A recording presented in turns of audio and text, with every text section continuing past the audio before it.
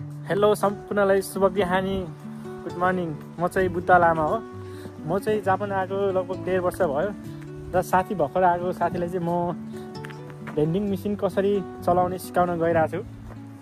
र जापानमा धेरै सो ट्रेन चढेर जानुपर्छ, त्यसपछि ट्रेनको टिकट कसरी काटेर चढ्ने त्यो पनि म सिकाउन गइरहेको छु। हेलो नमस्ते, म चाहिँ यता भेन्डिङ मेसिनबाट कसरी पिउने सामान निकाल्न सकिन्छ यता सिक्न गइरहेको छु। जस्तै यता अब आफूलाई के खान मन लागिरहेको हुन्छन्, जस्तै यता हट भनेको चाहिँ आताताकै हो, यो चाहिँ एकदम तातो आउँछ। अब त्यसपछि तपाईँ चिसो खानु सक्नुहुन्छ भने यता माथिको कोल्ड, अब चुमेताई भन्छ जापानिजमा, अब हेर्न सक्नुहुनेछ। अब आफूले कुन कुन फ्लेभर खाने तल लेखिरहेको छन् 120 रुपियाँ। जब 120 रुपियाँ चाहिँ यता हाल्न सक्नुहुनेछ। यता चाहिँ 500 रुपियाँ, 100 को, 50 को, 10 को सक्नुहुनेछ। त्यसपछि तपाईँले 1000 को छ भने चाहिँ तपाईँले चाहिँ यता हालेर यता हाल्न सक्नुहुनेछ। त्यसपछि म चाहिँ अब अहिले खान मन लागेर चाहिँ यता मकैको फ्लेभर हो, त्यसपछि म मकैको फ्लेभर यता हाल्न गइरहेको छु। हेर्न सक्नुहुनेछ, मैले 10 को हाल्न सक्छु, 100 को, त्यसपछि 50 को। यता पैसा हालिसकेपछि यता देख्न सक्नुहुनेछ कति पैसा पुग्यो पुगेन।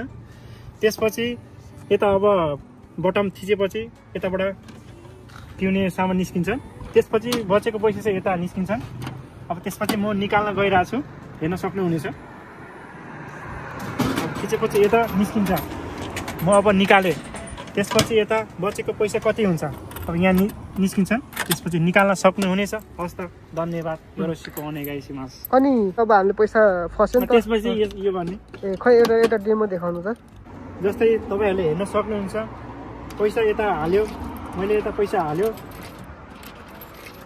पैसा यहाँ आएन, निस्केन। अब जब निस्केन त्यतिखेर चाहिँ यसको प्रयोग गर्न सक्नुहुनेछ। यसलाई ओचुरी भन्छ। ओचुरी भने चाहिँ चान्चुन पैसा हो।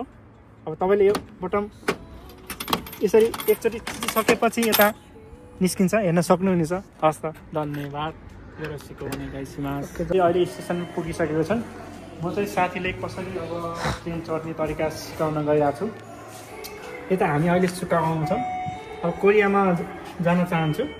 त्यसपछि सुकागाउँको ट्रेन चाहिँ अहिले 2:01 यहाँ ठ्याक्कै आइपुग्छ। त्यसपछि कोरियामा चाहिँ 2:23 यता पुगिन्छन्। सम्मको चाहिँ कति पैसा लाग्छ चाहिँ यता हेर्न सक्नुहुनेछ। कोरियामासम्म चाहिँ तपाईँलाई 240 रुपियाँ पर्छ सुकागाउँबाट। अब हामी यता 240 रुपियाँको टिकट काट्न गइरहेको छौँ, हेर्न सक्नुहुनेछ। 1000 को हेर्न सक्नुहुनेछ।